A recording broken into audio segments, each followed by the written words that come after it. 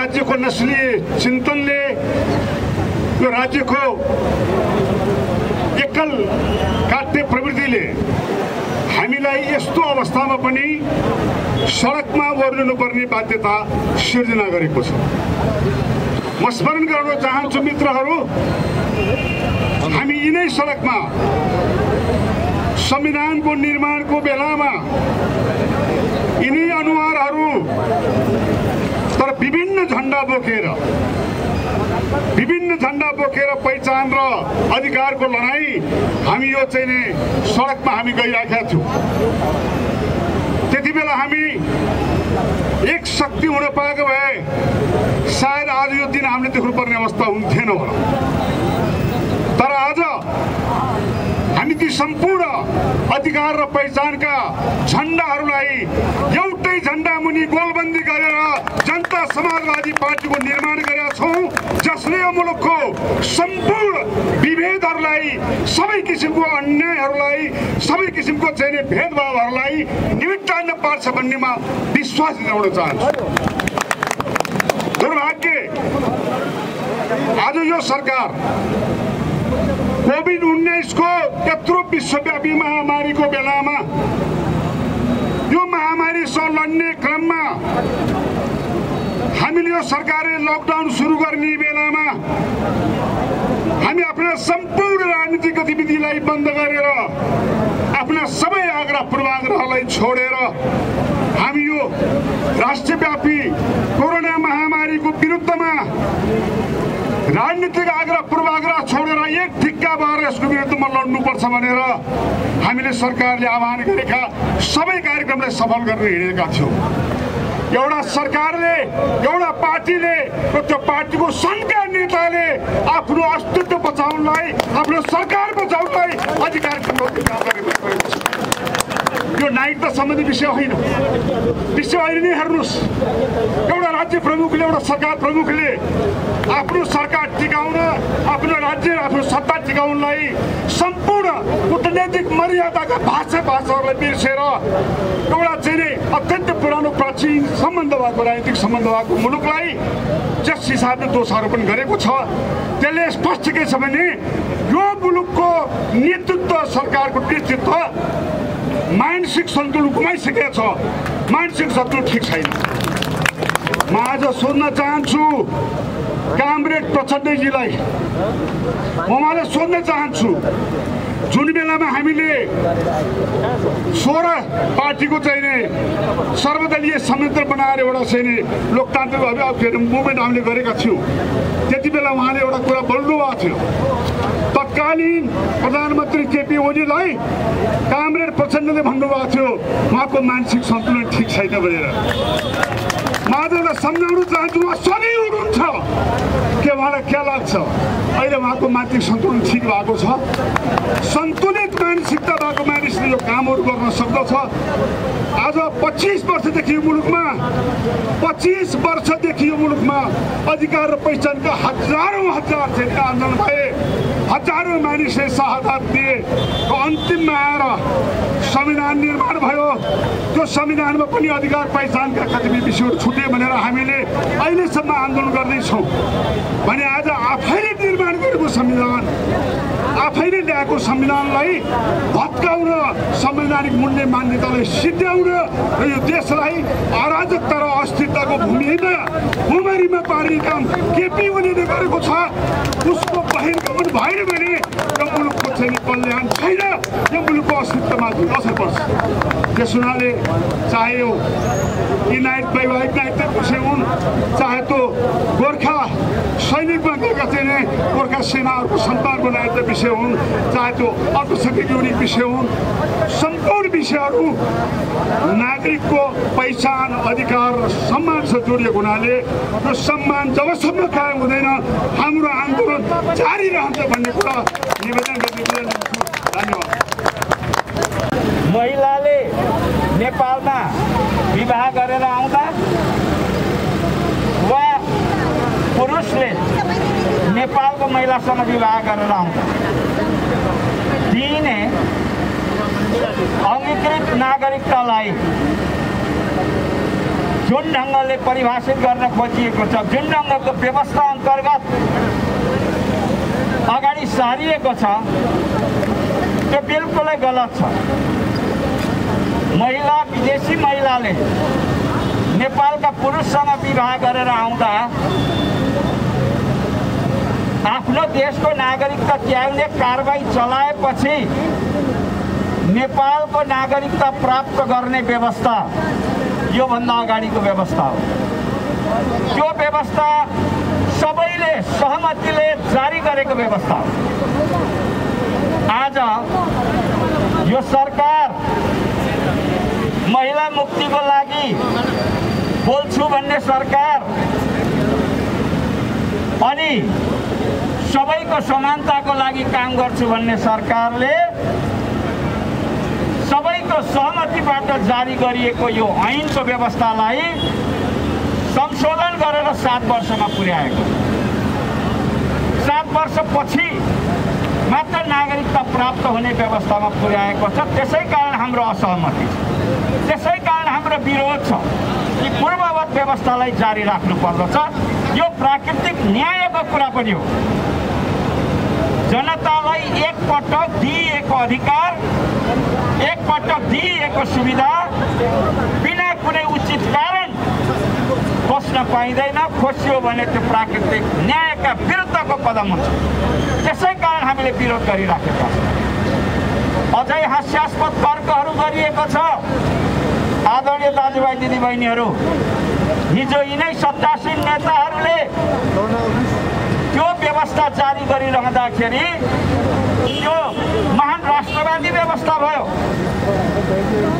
तर आज त्यही व्यवस्था कायम राखियोस् भनेर हामीले भन्दाखेरि त्यो चाहिँ अराष्ट्रवादी भयो। यस खालको सत्तासीनहरूले मनपरी ढङ्गले व्याख्या गर्ने र राष्ट्रियताको मनपरी ढङ्गले व्याख्या गर्ने भाष्य गर्ने जुन मनपरी तन्त्र अहिले नेपालमा हाबी हुन खोजिराखेको छ त्यसलाई परास्त गर्न जरुरी छ।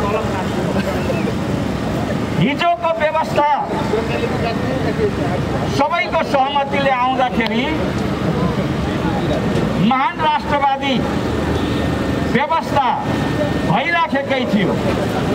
अब 7 वर्षमा नागरिकता दिने व्यवस्था ल्याएपछि फेरि अब्बल राष्ट्रवादिताको चाहिँ दाबी गरिएको छ। आदरणीय दाजुभाइ दिदीबहिनीहरू, किन 7 वर्ष? जति ढिलो नागरिकता दियो त्यति राष्ट्रवादी हुने हो भने 10 वर्ष किन होइन, 20 वर्ष किन होइन? अनि यो सरकारको मानसिक सन्तुलनको कुरा पूर्वकका साथीले उल्लेख गर्नुभयो।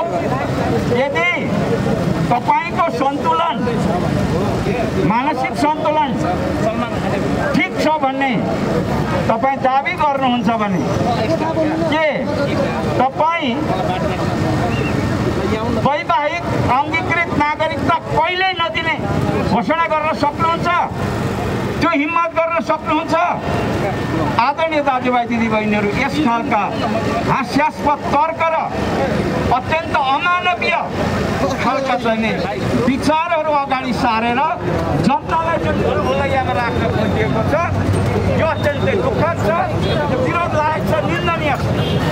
अहिले तपाईहरुलाई आश्चर्य लाग्दै होला, यो नागरिकता विधेयक भनेको यो विधेयक त छँदैछ, तर यो सरकारले आफ्नो केही कुरालाई ढाक छोप गर्नको लागि, जनताको माइन्ड डाइभर्ट गर्नको लागि, कहिले लिपु लेखको नाममा, कहिले नागरिकताको नाममा, कहिले भ्रष्टाचारीको नाममा जनतालाई डाइभर्ट गरेर आफ्नै सारा कुरा लुकाउनको लागि यो विधेयक ल्याएको।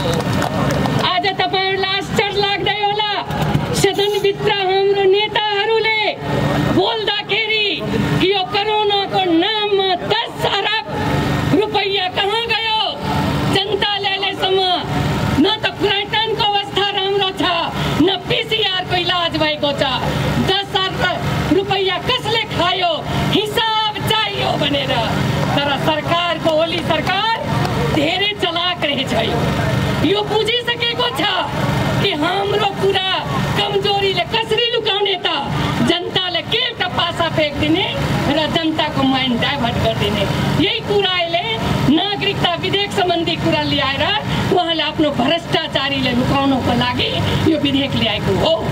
आज हामीले पटक पटक भनेका छौँ यो संविधान अधुरो छ, अपुरो छ। यो संविधानमा सबैको पहिचान अधिकार लेखिएको छैन, यो लेख्नु पर्छ।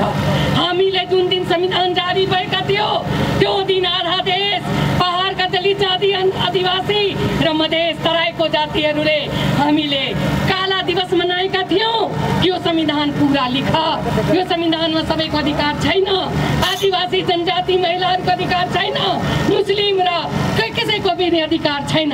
तर यसले संविधान संशोधन गर्नको लागि केही पनि कदम उठाएन। आज रायबाट सुन्न लाग्यो तर संविधान संशोधन हुँदैन। उसले के भनिराखेको छ? यो संविधान संशोधन हुँदैन। तर आज उनीहरूले के गर्यो? हाम्रो भूमिको नाममा जसलाई कि उनीहरूले बेचेको हो, चाहे महाकाली होस्, चाहे टिस्टा होस्, चाहे काली गण्डकी होस्, कसले बेचेको हो? हामीले बेचेका हौँ, यो नेताहरू बेचेका हो। यसले ओली सरकार र कांग्रेसले मिलेको बेचेको हो। यो हिसाब र सार्वजनिक जग्गामा माफी माग्नु पर्थ्यो। उसले नक्सा जारी गरे, उसले के लाग्यो भने अरूले भोट नगर्ला र हामी विभाजित छ भनेर जनताको अगाडि उभ्न सक्छौँ। तर हाम्रो पार्टी जनता समाजवादी पार्टीले के भन्यो? होइन, राष्ट्रको निम्ति हामी एक छौँ, हामी नक्सा पास गर्छौँ। त ओलीजी अब भूमि ल्याउन तपाईको जिम्मेवारी हो। यो भूमि ल्याएर देखाउनु सक्छ। हामी संविधानमा हामीले उता सबैजना भोट हाल्यौँ तर उसले उतातिर ध्यान छैन। अर्को पासा यिनीहरूले फ्याँक्यो अङ्गीकृत नागरिकता। 2063 सालमा लेखिएको छ कि महिलाहरूले विवाहित नागरिकता पाउने छन्, महिलाहरूले विभेद गर्ने छैन। अनि अन्तर्राष्ट्रिय सन्धिमा पनि छ, सिडाको सन्धिमा पनि छ, नेपालले हस्ताक्षर गरेको सन्धिमा छ। एउटा महिला पुरुषमा विभेद गर्ने होइन। बडा दुर्भाग्यको कुरा छ, बडा हास्यास्पद कुरा के छ भने उसले के अरे नागरिकता विधेयकमा 7 वर्ष विदेशीसँग बिहा गरेको नेपाली महिलाहरूले 7 वर्ष नागरिकता पाउने होइन। म भन्न चाहन्छु कि जब तपाईले उसको नागरिक राजनीति अधिकार सबै काटिसक्नु भएको छ, प्रधानमन्त्री, राष्ट्रपति, उपराष्ट्रपति, मुख्यमन्त्री र प्रदेश प्रमुख बन्न पाउँदैन। यो काटेपछि पनि कुनै महिला यदि विदेशीसँग विवाह गर्छ भने 7 वर्षसम्म नागरिकताबाट वञ्चित गर्नु कुन ठाउँको न्याय हो? कुन विश्वको इतिहासमा लेखेको छ? सबै नागरिकता हामीले पढिसके, कुनै ठाउँमा यस्तो विभेद छैन। उसले भारतको कुरा गरेको छ। भारतमा के भनेको छ भने भारतले 7 वर्ष नागरिकता दिँदैन।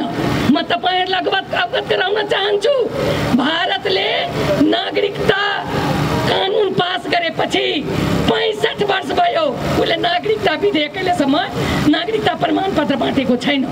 भारतले के गरेको छ त?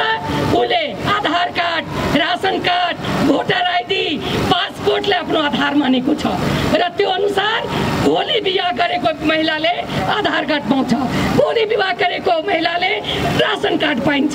यो ठाउँमा मैले अस्ति सोधे कि तपाईले के लेख्नु भएको छ भने यो ठाउँको महिलाहरूले पनि आवासीय कार्ड दिन्छु रे। आवासीय कार्ड भनेको संविधानमा प्रावधान छैन। संविधानमा यस्तो शब्द लेखिएको छैन कि नागरिकताको विकल्पमा कुनै आधार कार्ड दिन्छ भने नलेख्दाखेरि उसले कस्तो आवासीय कार्ड दिन्छ त? त्यो आवासीय कार्ड मिल्छ कि मिल्दैन? यो महिलाप्रतिको विभेद। हास्यास्पद कुरा त के छ भने त्यो संविधानमा के लेखेको छ विधेयकमा? महिलाहरू बिहा गरेपछि आएर नागरिकता त पाउँदैन। त्यो स्कुलको एउटा के अरे व्यवस्थापक समिति जो कि पुरुषै बन्या गरेका छन् त्यो पनि वंशजै, त्यो पनि पाउँदैन रे। भोट हाल्न पाउँदैन रे। कुनै विकासको उपभोक्ता समितिको अध्यक्ष सदस्य बन्न पाउँदैन रे। यस्तो कहीं विधेयक हुन्छ? यो हाम्रो नेपालको पहिचान विश्वको इतिहासमा कुन धरातलमा राख्न खोजेको हो यिनीहरू? यो महिलाप्रतिको विभेद हामीले त्यो स्वीकार हुन सक्दैन। कोही पनि महिला विदेशीसँग शादी गरेर आउँदा बित्तिकै त्यो यो आफ्नो देशको नागरिक हुन्छ। ठीक छ, 7 वर्ष उसलाई कुनै पद नदिनु, नागरिक प्रधानमन्त्री पद नदिनु एउटा बहसको कुरा हुन सक्छ।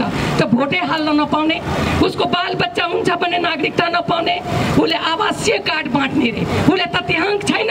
म अवगत गराउन चाहन्छु, उसले भनिया छ 40 लाख छ, 2.5 लाख अङ्गीकृत नागरिकता लिएको अहिले पुरै देशभरिमा।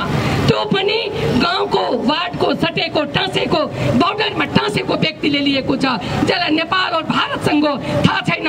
उसले यो गाउँ गरेर बिहाबारी गरेको छ। त्यसलाई यस्तो अधिकारबाट वञ्चित गर्ने यो सरकारलाई कसले अधिकार दिएको हो? म भन्न चाहन्छु यो सरकारलाई कि तपाईँ जुन कुराले यो अधिकार अगाडि बढाउँदै हुनुहुन्छ, यो दमन शासन गर्दै हुनुहुन्छ, यो तपाईँ हाम्रो विदेशसँगको मित्रता, खास गरेर भारतसँगको मित्रतालाई जुन ढङ्गले तपाईँ खलबलाउनुहुन्छ, तपाईँ यो देशको जनतालाई दुख दिन काम गर्नु भएको छ। यसलाई तुरन्तै तपाईँ सच्याउनुहोस्, किनभने भारतको नागरिकतामा संविधान हामी पढिसकेका छौँ।